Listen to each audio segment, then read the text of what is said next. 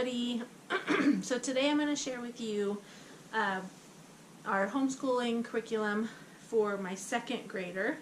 This is our new curriculum that we started to simplify our year to hopefully help the kids be more independent so that I have time for everyone. So I'm going to jump right in and show you what we're using. My second grader is using Teaching Textbooks 3 on the computer for math. He is doing excellent with this. He enjoys working on the computer, and he is kind of a math whiz, so I knew he would be okay with doing level 3.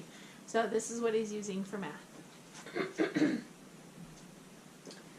For his language arts, he's using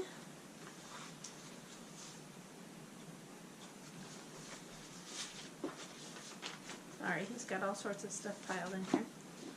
Language Lessons for a Living Education, Level 2. This is from Master Books. It's very Charlotte Mason inspired. The lessons are short, but they're direct and to the point. He can get them done quickly, and there's a lot of copy work, memorizing, and she does very gently. They teach grammar and add it in there, but this is, so far we are really enjoying this. Has spelling in it already and handwriting, so it really has everything that we need. The only thing I add to this, well, there's two things I add, are the sight word cards that we have. He's got several of them here, and we just read through these. He has this whole set he does for 1 week. Read through them, and he gets them memorized by the end of the week. And then the other thing that I add to this curriculum is just some reading for him. Every day he picks a book and reads it to me, or we've got a big Bible story book that he's been making his way through reading to me. But I just tell him to pick a book, and if he has a hard time picking, then I pick one for him. But usually he can pick one out pretty easily, and we sit down and read for about 15 or 20 minutes. So far I really enjoy this because it's short. I can usually read the directions to him, and he will do them himself. So do the pages himself. So I will go ahead and go through this with you real quick. This is at the beginning of each lesson. They have a reading together time. The words that are in the light colored here are the ones that he is to read to me, and then I read the rest to him. So as it starts out at the very beginning, his amount of reading is very small. Let me find a page here. So you can see there's only 3 small sections there in lesson 1. And then if we go back to lesson 25, where I was at, he's got more reading that he does. They also incorporate picture studies in here, which is neat. They do all the things that I enjoy and like to teach, but it's all scheduled for me already, and I don't have to try to figure out when to do what.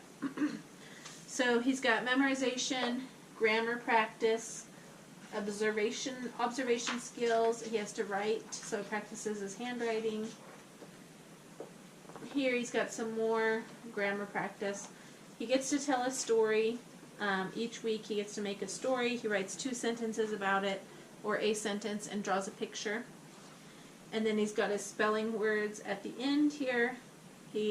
Sometimes they have a little game they play, sometimes they write sentences, and then he practices his spelling words on the back. So it's very short, to the point lessons. It incorporates all of the Charlotte Mason stuff, and I really enjoy it. So if you're looking for a language arts curriculum that is simple and all in one, this is a good buy.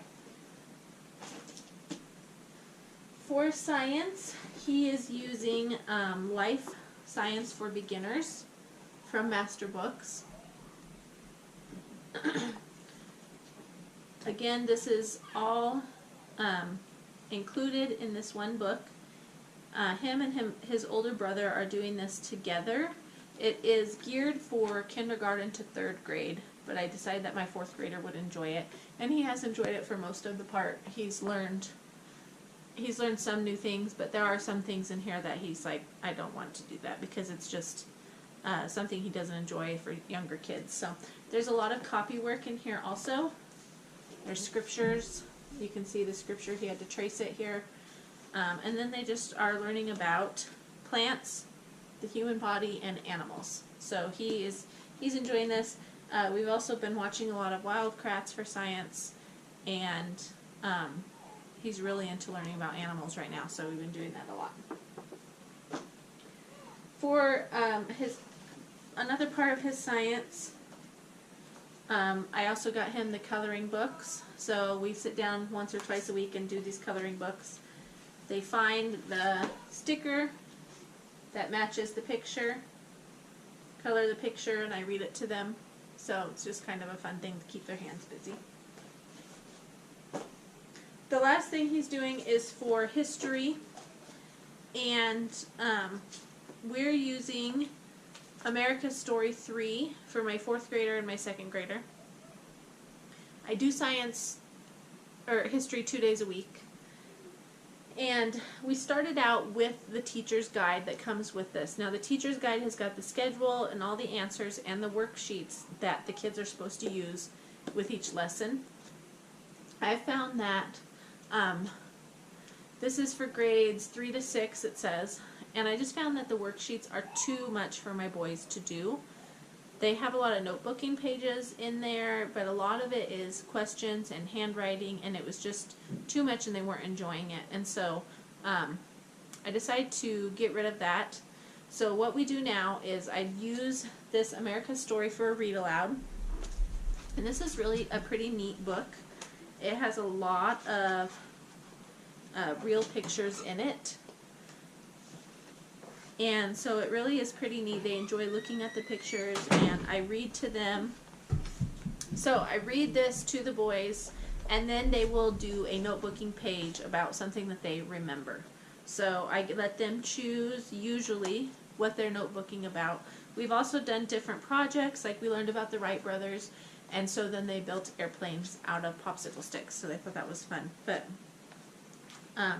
they have been doing a notebook page. We also have a timeline on our wall that goes with this book, so they cut out the timeline piece and hang it up on the timeline. So we're not using this exactly how it's made to be used, but it's working well for us, and we're enjoying doing that.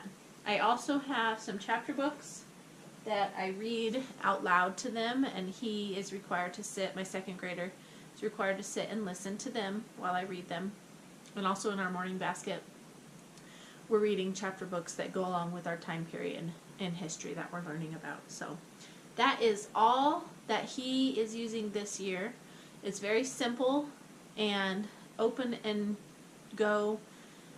I don't have to do a whole lot of planning or scheduling. We just open the books and do the next lesson. But we can also stop and do fun things like building the airplane. I hope you enjoyed watching, and I will see you next time. Have a blessed day. Bye.